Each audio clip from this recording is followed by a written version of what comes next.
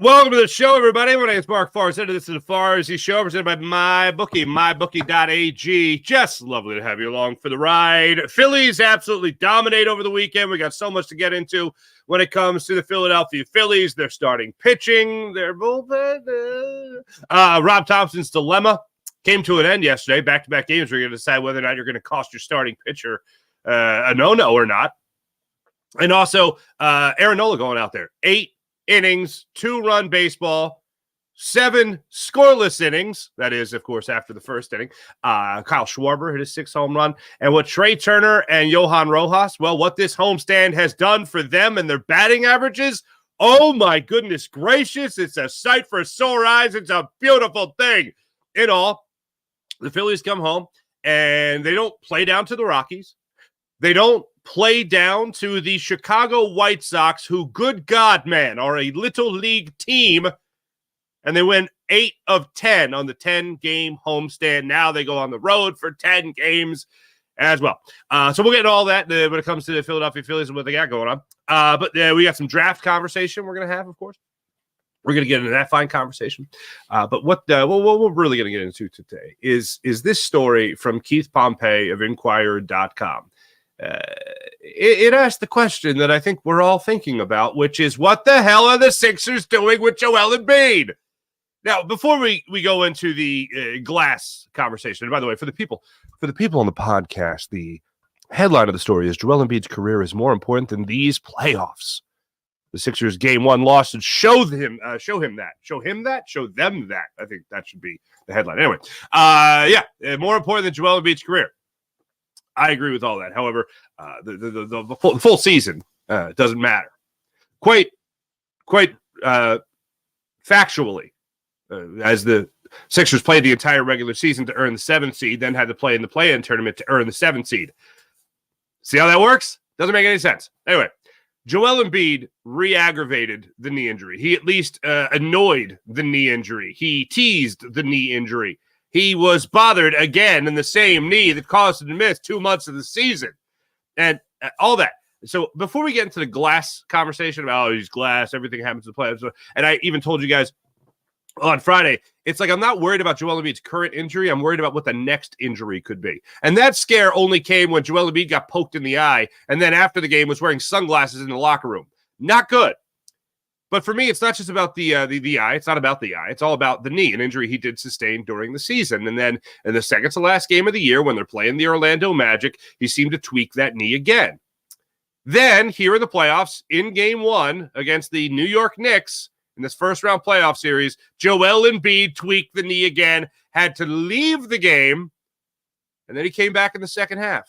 And he was not the same player. I know the stat sheet showed that he got 29 points. He had a hell of a game on one leg, over 40 minutes played the entire first quarter, and we had not seen that with Joel Embiid. But look at this man, lying there on the court, hands over his head. If you saw the thumbnail to the show today, then you understand that this was a guy lying there thinking, what the hell else is going to happen to me? He had the thunderous jam in the second quarter with about 4:30 left, and then all of a sudden he leaves the game. He walked off. He was walked to the locker room, went around to his teammates, and said, oh, yeah, I'll be back. Don't you worry. This man went from this position of lying down on the ground to going into the locker room and saying, hey, let's give it a go. Nick Nurse, after the game, was talking about Joel Embiid, and he started by answering another question that wasn't even asked. So it was deflecting right out of the gate. But here's Nick Nurse after the game talking about his big man and what the future was going to hold for him. I don't know. I'd have to probably ask him on that. I thought he did in the first half. I thought he blew a couple layups. He wasn't alone, though. That list was long, right? That's the thing I said at halftime. I'm like, geez, we missed a bunch of wide open threes, and we blew about 6 layups, and it's only 12. Let's hang in here and let's do things a little bit better, and let's be a little tougher around the rim. Listen, I thought he was okay. I thought that he competed. I thought he competed late, especially last few minutes again. I mean, it's not that easy. Heroes coming off their 100 miles an hour. Joel's got to be up in those screens to defend. That is all stuff that you need to see from Joel Embiid. And for whatever reason, that was the wrong cut. That was after the play-in tournament. I apologize. I don't know why that came up. But what Nick Nurse said after the game, and they missed layups in this game as well, but what Nick Nurse had to say after the game about Joel Embiid was he said he was ready to go. He said he could come out and he could play. He said he could come out and he could fight. He said he could come out and do his thing. Unfortunately, he wasn't able to do his thing. That's what Nick Nurse said after the game. 15 points in the first quarter. 15 points. It was the first time Joel Embiid played all 12 minutes of the first quarter since coming back from his injury. And he was dominant. He was going to the basket. He was going to the free throw line. I believe he even hit you one of his 2 threes in the first quarter of that game. And then in the second quarter, everything went to hell, including Joel Embiid leaving the game. So here's the question that Keith Pompey is asking in the Inquirer. Do you play Joel Embiid for the rest of this series? Which in essence would mean for the Sixers, the rest of the playoffs. Would you play Joel Embiid for the rest of the playoffs? If it's me, no. I wouldn't be playing Joel Embiid. And I would absolutely love for Joel Embiid to be 100% healthy. And he showed you, at least in that first quarter, that he could be 100% healthy. But if he was banged up enough to leave the game, then you got to look at it and go, well, hold on a second here. He's not going anywhere this offseason. The Sixers aren't going to be trading him, especially coming off, yes, another knee injury, another meniscus tear, another surgery. The trade value isn't exactly top dollar right now for Joel Embiid. Would you get a good haul? You'd get a good haul. Would you get a Rudy Gobert haul like you got 2 years ago or like that happened 2 years ago? No, you wouldn't. But with Joel Embiid playing the way he's playing, he plays great when he's healthy. But oh my goodness gracious, he's got to show that he can stay healthy. And that's my huge concern. I need hope for next season. The Knicks just out-hustled the Sixers. Even with a healthy Joel Embiid going into the game yesterday. You're talking about a game where you got out-rebounded 55-33. You got out-rebounded on the offensive glass 23-9. You got dominated on the boards. And when it's that bad, okay, when it's 55-33, that's not they got some bounces in a game. You know, that's not just, oh, well, the rebounds, they bounced off the right place, right time. No. That's getting out-hustled. That's boxing out. That's just flat out being more aggressive and wanting it more than you. Nick Nurse was asked yesterday about the rebounding disparity, whether or not they're going to have a Paul Reed and Joel Embiid on the court at the same time. Because they're playing Joel Embiid. The latest from Nick Nurse was when he addressed the media yesterday up in New York. He said that he talked to Joel Embiid. He said, how you doing? He said, pretty good. I'm pretty good. Okay. So he's going to be out there tonight. Sixers are going to play him in game 2. And you just cross your fingers that he's not going to tweak it again. One thing that we don't ever hear about Joel Embiid, and Nick Nurse did say it, but the warrior aspect of this, because nobody wants to hear it, because they're just sick and tired of their most valuable player, the reigning MVP, as a matter of fact, in the NBA, always being hurt. It's always something. One thing that we never acknowledge is that warrior aspect, because you know who really wants Joel Embiid to play in the playoffs? You know who really wants Joel Embiid to be healthy? Joel Embiid. Joel Embiid really wants to be healthy. He really wants to play at a high level that we've all seen him play at. But the thing is with Joel Embiid, excuse me, it always comes down to something going on in the playoffs. When you need him most, something. He's not trying to get hurt. And one thing that does rattle around in my brain constantly with Joel Embiid is something J.J. Redick said when J.J. Redick was playing with the Sixers. And I believe it was after the Markelle Fultz game where Fultz's shoulder happened to meet Joel Embiid's face and break it. But one of the things that J.J. Redick always said about Joel Embiid is that he is the most dramatic player he's ever played with. He is the biggest drama queen he's ever played with. And that's saying something if you're J.J. Redick and you've been around a minute. So, yes, does Joel Embiid like the drama? Does he like the attention that surrounds, whether or not he's going to be able to play and all that stuff? I think he does. And even if it's just a precautionary thing, like leaving the game the way he did, he enjoys the build-up around it, the show that goes on with it. The unfortunate part is that when he's not on the court, his team is getting beaten to hell by a minus 17. That's not great. That's pretty bad. So they need him to be out there on the court as much as humanly possible, especially if he's capable of pulling down 15 rebounds as opposed to the 8 that he had in game 1 of this series. But watching Joel Embiid play and watching him out there Saturday night, seeing how dominant he was in that first quarter, seeing him actually be able to play every minute of that first quarter, and then immediately you do not see the return on that investment as the second quarter he's leaving the game. Did he come back? He absolutely came back. Did he come back and score 14 more points? Yes, he did. But it is just too much of a concern for the Sixers right now to keep on rolling Joel Embiid out. Hey, one tweak of the knee against the Magic. All right, you know what? It was bound to happen. Fine. But in the playoffs, you have 3 games left in this series to try to get something going for yourself. Can you do that without Joel Embiid? I'd venture to guess no to that. But this is a team that even with a healthy Joel Embiid that the Sixers had playing back on January 4th or 5th, whatever it was, they got destroyed by the New York Knicks.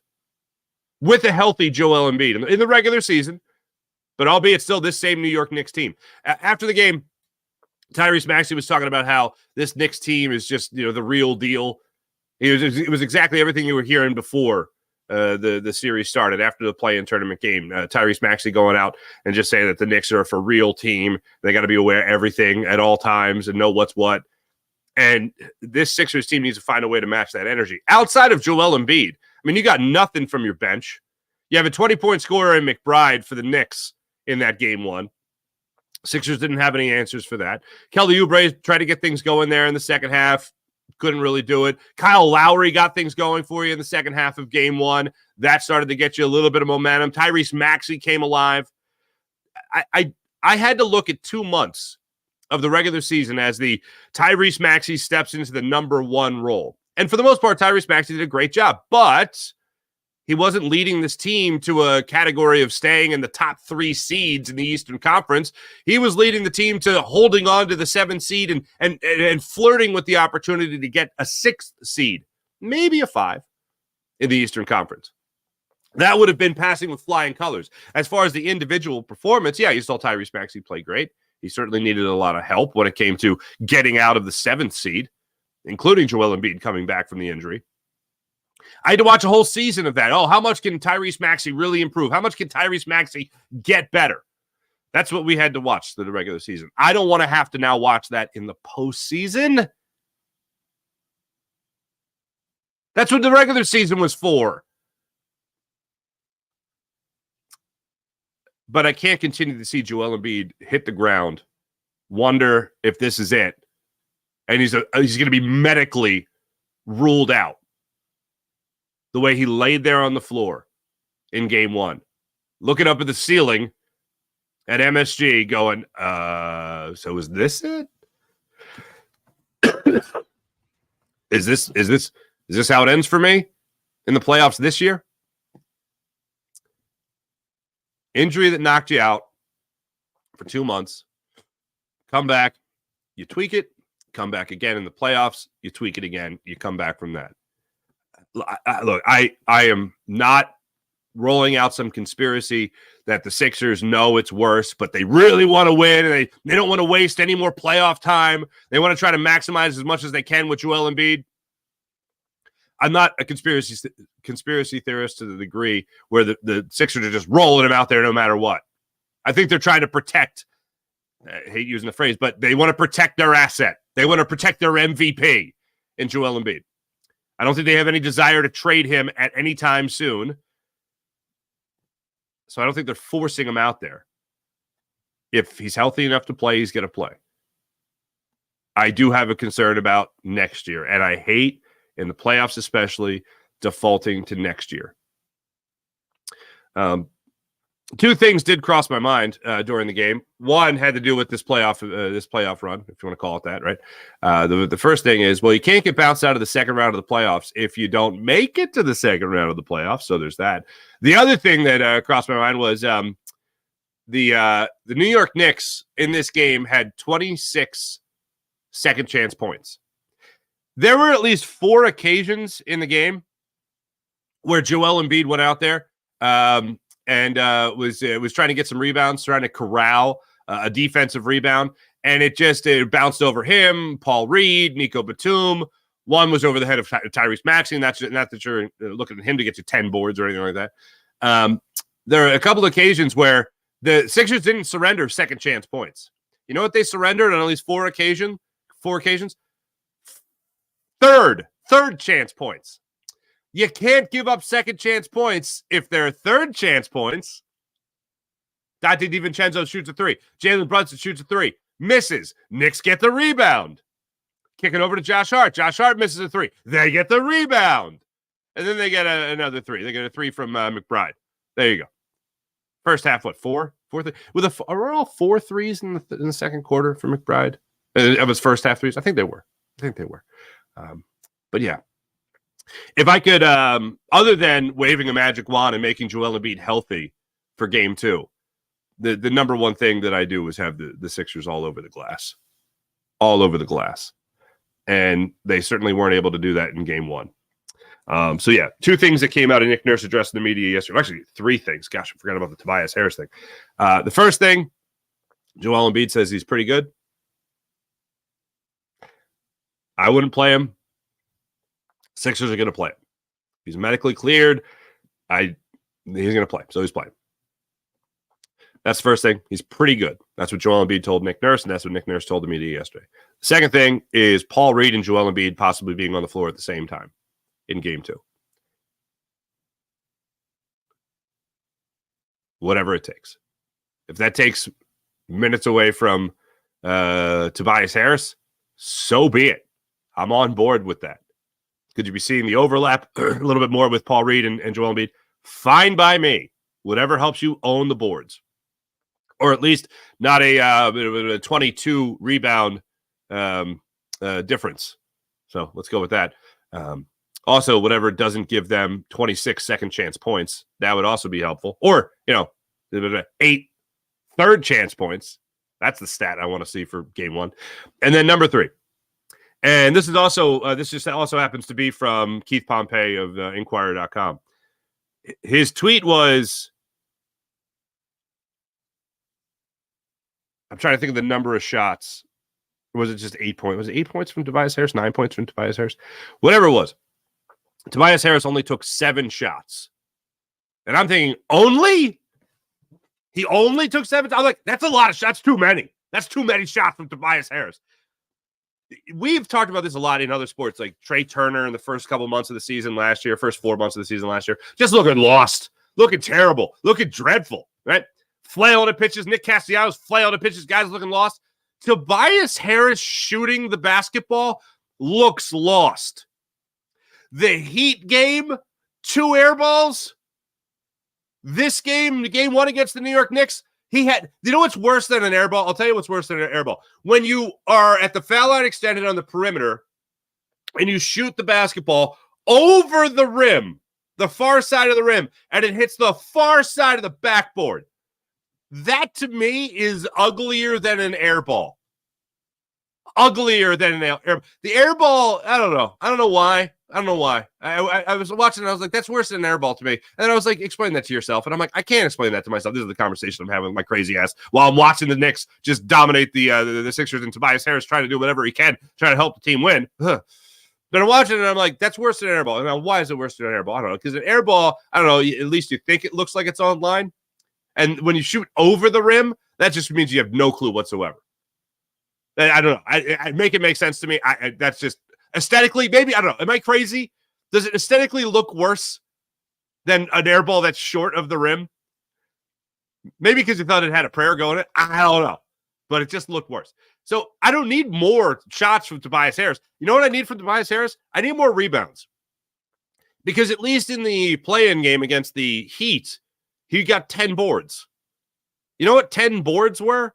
10 boards were 10 second chance opportunities for the Heat. Give me 10 non-second chance points opportunities for the Knicks. Give me that. If getting Paul Reed on the court, and Paul Reed in the limited time he was out there on the court, got you a couple of rebounds, got a couple putbacks for himself, had a baseline jumper, I want to say it was, to at least do something in that second quarter, because pretty much him and Tyrese Maxey were the only guys doing anything for the Sixers in that second quarter, especially in the final minutes of the second quarter in game one. So less Tobias Harris, more Paul Reed for rebounding purposes, and maybe with Tobias Harris doing less, maybe somebody's actually stepping up and doing more, and not just in the rebound category, maybe in actually, points. So that'd be nice. That's what I would like to see in the not too distant future from your 10-9-8 76ers tonight. But it is without question worrisome to see the way that they played game one and taking the 111-104 loss. By the way, 7:30 tip-off tonight for game two. One thing that was a good thing, looking at Jalen Brunson's numbers after game one, a number of different guys. Oubre was out there on him. Maxey was out there on him. But Jalen Brunson in that game needed 26 shots for 22 points. He had 5 threes, 5 free throws, 5 of 6, and was only 1 for 6 from beyond the arc. The Knicks really did try to hand you a lot of this game in the early goings of it when they started out shooting. I think it was 3 for 15 in the first quarter, 1 for 5 from beyond the arc. They're trying to help you out a little bit. Going into that second quarter, maybe midway through the second quarter, the offensive rebounds were something, I think they were like 8-7, 7-6. It was actually pretty close. And then the Knicks just ran away with it. And once they started running away with the second chance points opportunities, that's when the Sixers got put in the rearview mirror. Love the fact that the Sixers did fight back in that third quarter. Joel Embiid, Tyrese Maxey, they ended up winning that third quarter by 15 points, which was great. But third quarter, the Knicks just put them away. Lowry, really, like I said earlier, Lowry got things going in that third quarter. But, man, it was certainly a rough one.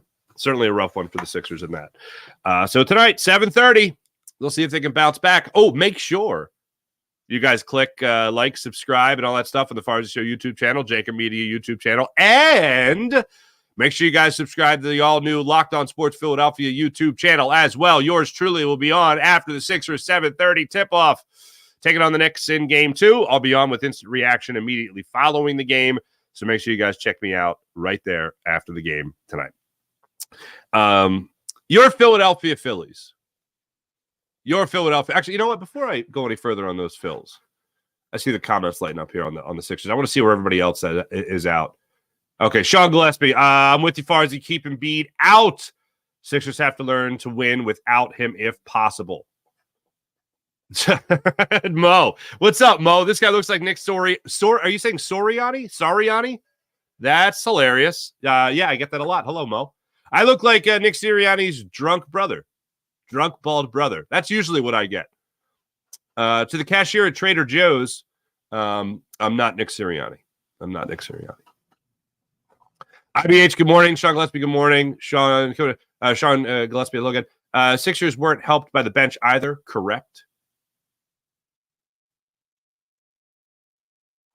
Sullivan, they keep smacking him in the eyes and the face. No fouls called. I thought the fouls were pretty weak in the first game anyway. Sean Kilray. Joel Embiid has shot below 50% in 8 consecutive playoff games. Not great. Anybody else not wanting?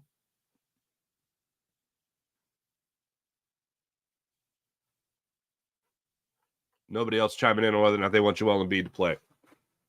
Yeah. Are you playing Joel Embiid tonight? That's my question. Are you sitting him for the playoffs? Which pretty much means, the series. I had a lot of confidence, and watching the Sixers play that first quarter, I went, oh, wow, okay, they got this. Joel Embiid showing up. I said, maybe it was the third game Joel Embiid was back. I said, I didn't mind Nick Nurse's rotation. I didn't mind Nick Nurse playing Joel Embiid for about 8 minutes in the first quarter, sitting him, having him start the second quarter, having him play about 4 minutes, sitting him, and then having him come out for the final 2 minutes of the second quarter, and then playing most of the third, sitting him, and then bringing him in or starting him again in the fourth quarter, and then pretty much repeating the process as you had there in the second quarter of the game, which is he starts the quarter, comes out for 2 minutes, comes back. I didn't mind that. I thought that was a great rotation. I thought that was great load management. So when I saw him play all 12 minutes of the first, I went, that's interesting, but he looks healthy, looks aggressive, looks to be doing everything Joel Embiid's supposed to be doing. Then he throws one off the glass, gets it, and throws it down for a thunderous jam, and then lays down on the ground. Not great. Not great. All right. Now, let's get to your Philadelphia Phillies. All right. Because, oh my goodness gracious, what a weekend. If you would have told me the Phillies are going to have a 10-game homestand, I would have said, let's get 6. Let's push for 7. Win 6 of 10, win 7 of 10. Let's do that. That to me, I can wrap my head around it and think, hey, there you go, fellas. Way to be, boys. If you would have told me that they would have won 8 of 10, I would have said, oh, wow, you're Paulie Pom-Poms. Come on, they're going to play down in at least one of those games, the Rockies or the team they just played, the White Sox. The team. That's hilarious. I call them a team. They're not like a big league team, but anyway. But if you would have told me that, I would have said that's Paulie Pom-Poms. Now, if you would have told me that Aaron Nola was going to start off this 6-game winning streak by going 7 1/3, allowing 1 earned run, and then Suarez, Sanchez, Turnbull, and Wheeler were going to all at least go 6 innings. Sanchez is the only one to go 6 innings. While Suarez pitches a complete game shutout, Turnbull flirts with a no-hitter into the 7th inning. Wheeler flirts with a no-hitter into the 8th inning, and they allow no earned runs.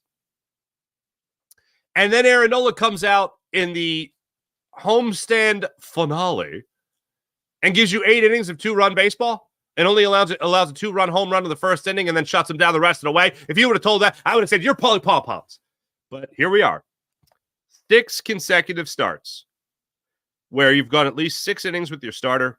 You've allowed no more than 2 earned runs in those 6 starts.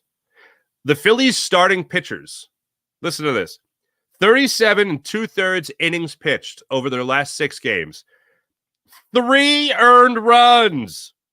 That's an ERA of 0.72.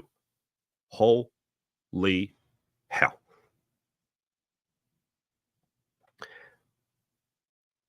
Aaron Nola gives up the single there in the first inning, and then he gives up the 2-run home run. I know they joked about it on the broadcast. I was thinking the same thing. It's like, well, we want it to be, if you're Rob Thompson, you're not going to be sweating out the 7th inning and the 8th inning going, do I gotta cost my guy a no-hitter? You know what I hate? I hate the phrase good problem to have. I talked about this last week with John McMullen on Birds 365 because the word problem is still in that phrase. Good problem to have. Oh, so you still have a problem. Okay. There is one time really where there's a good problem to have. And the good problem to have is having to think about whether or not you're going to cost your starting pitcher a no-hitter in 2, maybe 3 consecutive starts. That right there, that's a good problem to have. And that's pretty much the only time I can think about in sports where you're going to be like, oh, that's a good problem to have. Like, because when you talk about like even a quarterback controversy, it's a good problem to have. You have 2 quarterbacks that can really play. Yeah, no, not helpful. Oh, you have 2 guys that can back clean up in this order. That's a good problem to have. No, it's not. I remember back in the day, Ed Wade talking about Jim Tomei versus Ryan Howard. Oh, it's a good problem to have. No, not really. No, it's not. Not a good problem. Bad problem. Bad problem to have. Play in the same position. Can't have them both play. Oh, it's a good problem to have. No, it's not. But in the starting pitching aspect, it's a great problem to have. Because that one pitcher is not replacing the next pitcher. It's not like, what do you got here? It's not like Turnbull's going to go in and replace Zach Wheeler, or Wheeler's going to replace Turnbull. By the way, I don't think they've come out with an official ruling on this yet. But how do you take Spencer Turnbull out of your rotation especially after Spencer Turnbull in the last 2 seasons, so 2021 to 2023, not including this year, Spencer Turnbull sits on the IL for 2 different 60-day IL stints, misses a season and a half, gets optioned to the minors twice, gets a neck injury. That was the cause for the second 60-day IL stint. Does not get tendered by the Detroit Tigers. Becomes a free agent. Signs a $2 million deal with the Phils for 1 year. Then goes out in his first 4 starts and has an ERA of .123. And you want to sit that? You want to take him out of your rotation? You want to put him in the bullpen for Taijuan Walker? You know, I knew that Taijuan Walker signed a big deal with the Phillies. I forgot it was $75 million. That's why Taijuan Walker is going to get that spot back in the rotation. Now, I haven't seen any other news come out as to what's going to happen with the Phillies and that spot in the rotation. And I'm not all for the 6-man rotation. The only time I can ever entertain the idea is towards the end of the season, and these guys have logged a lot of innings. You just want to give them a little bit more of a break. But no, thank you. I am not taking Spencer Turnbull out of my starting rotation. The guy has earned the spot. I know some people might think, oh, you don't lose it because of injury. Really? Because Spencer Turnbull lost a lot of things due to injury. And now he's back. And now he's been dominant. This is a guy who was drafted in the Dave Dombrowski days in Detroit. The no-hitter already under his belt. Almost got his second over the weekend. And then you're going to take him out and you're going to put in Taijuan Walker? Let's see. If money really dictated everything, then Taijuan Walker would have gotten a start in the postseason last year and not Christopher Sanchez. I don't think you could ever have enough bullpen arms. That's what I would do with Taijuan Walker. This is Spencer Turnbull's job. He's the 5th starter in this rotation until he shows you that he can't do it anymore. And then guess what? If he can't do it anymore, then you got Taijuan Walker in the bullpen. He can stretch out again and be a starter. But all indications is that they're going to take Spencer Turnbull out of that rotation, and they're going to put in Taijuan Walker. They're going to try to get ahead of either him re-aggravating an injury, him getting hurt, and Taijuan Walker stretched out in the minor leagues to the point where he's ready to become a starter again. If Taijuan Walker was only going down in the minor leagues and pitching an inning or two, then I'd say, oh, he's definitely going to be in the bullpen. But that's not the direction they're going. I think they're concerned about Spencer Turnbull as to whether or not he can not only keep up this level of play that he has been at, again, a 1.23 ERA in 4 starts so far as a Philly, taking a no-hitter into the 7th inning. That's pretty good. It's pretty damn good. But I think they're also worried about how long he's going to last. I think the injury bug is in the back of their minds. And they want to limit the amount of pitches. They want to limit the amount of innings, of course. And for that, they will most likely send him to the bullpen. You could see him be the 7th inning guy. You could see him be a long reliever. They're going to treat him kind of like they treated Matt Strahm last year. And look, Matt Strahm has been great coming out of the bullpen for the Phillies ever since then. But that's the way that cookie's going to crumble. No, I'm not talking about Tobias Harris. I'm talking about Spencer Turnbull. That's the way it's going to go around. A couple of more things regarding this Philadelphia Phillies team and what has been absolutely incredible. So this homestand, Trey Turner has a 10-game hitting streak going for himself. He got credited yesterday for stealing home on that rundown in the first inning where the Chicago White Sox the hell out of that play. And Bryce Harper kept things alive long enough on the base paths for Trey Turner to score. He got credit for the stolen base, which means he stole home, which means he now has 40 consecutive steals, passing Jimmy Rollins for third on the all-time consecutive steals list. So nice little go of it there for Trey Turner. The other thing, or perhaps more importantly, during this 10-game hitting streak, he has elevated his batting average 71 points. Home cooking was pretty good for Trey Turner. The other guy who was fantastic during this homestand, especially over the last 3 games where he's got 3 games in a row with multi-hit games, and that's Johan Rojas. Yesterday on the Locked On Sports Philadelphia YouTube channel during Phillies postcast, I broke down the numbers for you for Johan Rojas and what this homestand has done for him. He has raised his batting average over 100 points since this homestand began. If that's not spectacular, I don't know what is. And Johan Rojas yesterday goes out there for the Phillies in this 8-2 win over the White Sox, where they completed their second consecutive sweep, improved to 14-8. Johan Rojas upped his average to 264. Now, does that sound great? No, it doesn't sound great, but for Johan Rojas, it's pretty good. For an on-base percentage with only a batting average of 264, he ups his on-base percentage to 328. He's now got a better on-base percentage and batting average than Bryson Stott, Nick Castellanos, JT Realmuto, and Kyle Schwarber.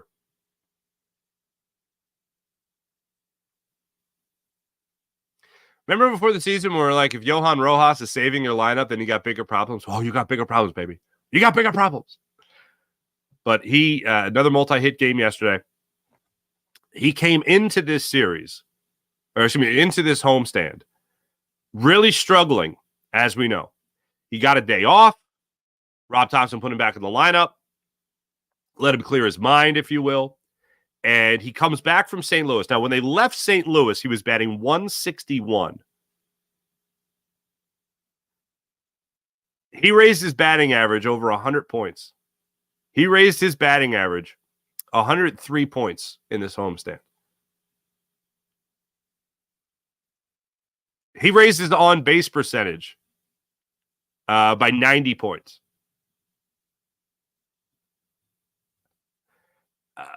That's a guy figuring it out. Before the season, we said all that about Johan Rojas, a 9-hole hitter. If he's saving your lineup, you got bigger problems. And that's true. And they do have bigger problems. But we also said that he's going to be given the opportunity to sink or swim. He's going to be allowed to fail. And I think that is huge for a young ball player to know that they're going to be allowed to fail. The first 2 weeks of the season, 3 weeks of the season, he was failing. It was not good. It was pretty bad. It was pretty bad. And now, over the last week and a half, he certainly seems like a guy who is figuring it out at the plate. And he's an easy guy to root for. You know that defensively speaking, he's going to give you Gold Glove quality center field play. And at the plate, if he gets on base, if he steals bases, if he gets action on the base paths, well, he's only going to be helping you win, and that's exactly what he did. Another guy who looks like he's putting it together, Kyle Schwarber, 6 home runs now in the season. Belted that ball, wrapped it just around the foul pole yesterday for his 6th home run. 1 for 1 with 3 walks, and I loved how he stayed at the top of the dugout steps after his sac fly, scoring Bryson Stott late in the game yesterday to keep him a perfect 1-1 in the game yesterday. So all that was great from Kyle Schwarber. Phillies are going to be back at it tonight. 6:40 start time as they start now a 10-game road trip, 4-game series against the Cincinnati Reds. The last time the Phillies lost a series was April 1st, 2nd, and 3rd at home in their second series of the season against the Cincinnati Reds. Rangers Suarez will get the ball for the Phillies. First 3 games of this series start at 6:40. The Thursday game starts at 1:10. So a little bit of a business person special coming up on Thursday. And then out to San Diego. They got a 3-game series with the Padres and a 3-game series in Los Angeles against the Angels before coming back home to face the San Francisco Giants. There you go. There you go. Ooh. Second week in May. They got a lot of NL East action. 3 against the Marlins, 4 against the Mets, 2 in New York, and then 2 in Philly. And then 3 at home against the Washington Nationals. That's the way that breaks down for the Phils. So, yeah. It is draft week. I have to consult my notes here.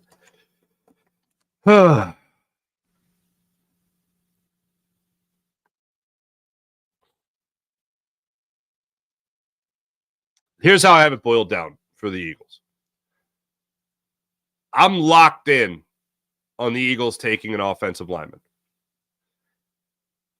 I value offensive linemen. The Eagles value offensive linemen. And I think over the years, the Eagles, and when I say over the years, I think of the last 20 years, I think Eagles fans have really started to value the offensive line position. I think we chalk it up as it might not make for a great draft party. You know what I mean? But it's a necessity. It's what you need. Offensive linemen, need to have them. Depth, need to have them for the future. You need to have him right now for depth, and you need to have him for the future to eventually replace Lane Johnson. And you don't have the guy that could play basically anywhere in Jack Driscoll anymore. And I'm not saying play at a high level, but at least be serviceable. You don't have that right now. Matt Hennessy, Tyler Steen. There's kind of a drop-off for whoever doesn't win that right guard spot. So there is concern there. I feel like the Eagles are taking a first-round offensive lineman. I don't see the Eagles trading up. The Eagles have moved out of their spot in the first round each of the last 3 years, whether that's back a few, whether that's up a few. The Eagles have moved out of the spot. So to say they're going to pick at 22, that I can't confirm for you. I don't even think Howie Roseman knows whether or not right now he's going to pick at 22 or if he's going to trade back a couple spots or if he's going to trade up a couple spots. If J.C. Latham is available, if Fashanu is available, if Mills is available, Mills coming off an injury, most likely available. These are all guys, Mims, going to be coming off injury. He's going to be available. These are all guys that I see the Eagles being very aggressive for in this draft. Other than that, I think they're going to use their second-round pick on a corner. I think Lito Shepherd will remain the last cornerback taken in the first round. According to all reports, the meeting with Kool-Aid McKinstry went very well. I think the Eagles have him high on their list. The most likely scenario I see playing out is the Eagles taking an offensive lineman with their 22nd overall asset. I won't say that pick, but somehow they'll be using that 22nd pick to move up or back a little bit to take an offensive lineman. And the only reason I even introduced the idea of trading back is because the Eagles will go, I think it's 70 spots without a draft pick. And in the first 3 rounds, that's a long time for Howie Roseman to sit back and be idle.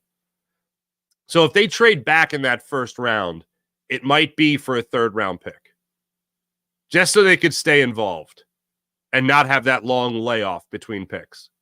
That's something that I see Howie Roseman scheming. Now, maybe he does that in the 2nd round, but I just feel like it's a long time for Howie Roseman to go sit on his hands.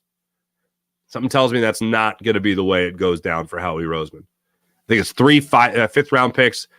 Yeah, even that is not going to be enough to go, oh, well, I still got picks coming up. No, he's going to be active. He's going to be looking to wheel and deal because that's a long layoff for Howie Roseman to just say, I'm going to sit out.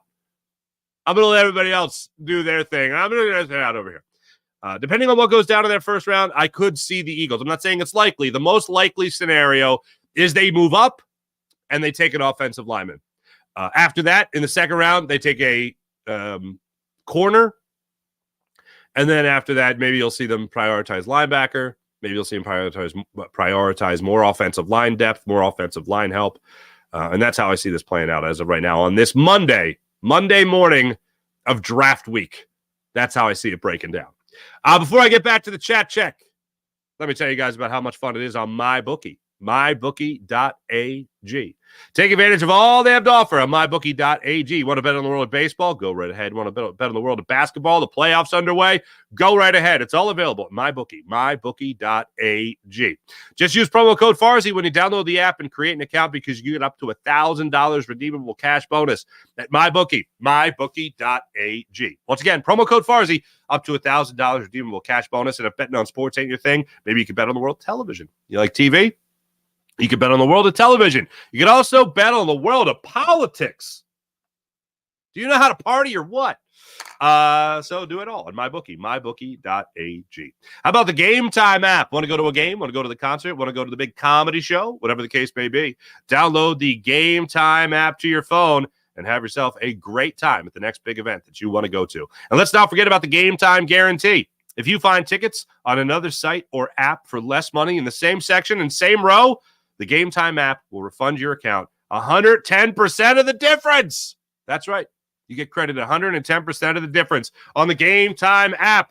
So whether it's that big event in town, whether it's the comedy show, whether it's the sporting event, you can go to the game, courtesy of the Game Time app, because getting tickets has never been easier, more efficient, and more reliable than it is right now on the Game Time app. So download the Game Time app to your phone, use promo code FARZI, and get $20 off your first purchase on the Game Time app. How about PHL Sports Station, Philadelphia Sports Station, enhancing your Philadelphia sports fan experience across all social media and blogs? That's phlsportstation.com. Let's get to the chat check and see how you wonderful people are doing on this fine morning. IBH, hello. James Alexander, what's going on? Role players got to step up. Absolutely. Nico Batum could certainly use 6 more threes from him tonight. That would be helpful, right? Definitely sit Joe with the question. You're going to see Ricky Council. You want some edge?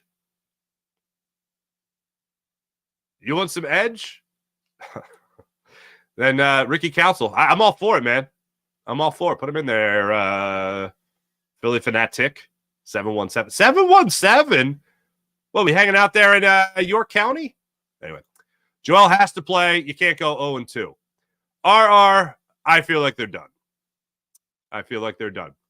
Cheeriotti and Drunkiotti, says Sean Gillespie. Pretty much. Wait, so, huh? Oh, it's doing the thing again. Just read in The Athletic that T. Walker coaxed 2 swings and misses in his... Oh, Taiwan Walker. AAA started yesterday. 2 strikes.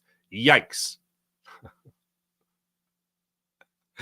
Greg, are you serious? They put that in The Athletic? He got 2 guys to swing? Cool. Oh, only 2. You're saying in this whole rehab. Yeah, that's not great.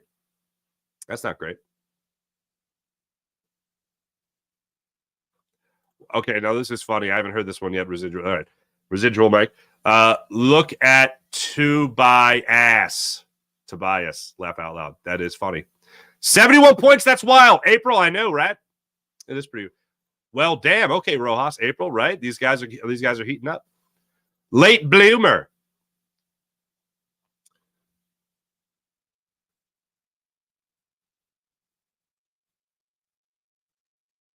Okay, Sean Kilrain, I just love this. Okay.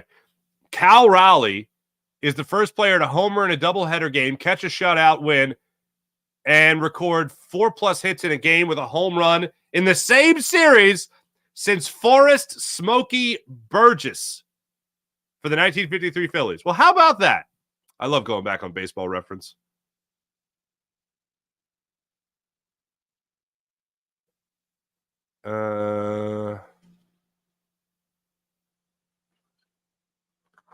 Philly's going to go 2-1 with the Reds. And then what about the 4th game? Sir Sketchable! How you been, man? Fars Dog, woof woof. What's happening? Woof woof to you, too. Appreciate everybody in the chat. You guys are awesome, as per usual. Let's get to the Morning Rush brought to you by Sky Motorcars, SkyMotorcars.com. As I mentioned, the Phillies, they're back at it 6:40 tonight. Ranger Suarez gets the start for the Phils. And then 7:30 tip-off. I hope it's actually a 7:30 tip-off and not like it was a 6 o'clock tip-off on Saturday night, but then it ended up being a 6:30 tip or 6:28.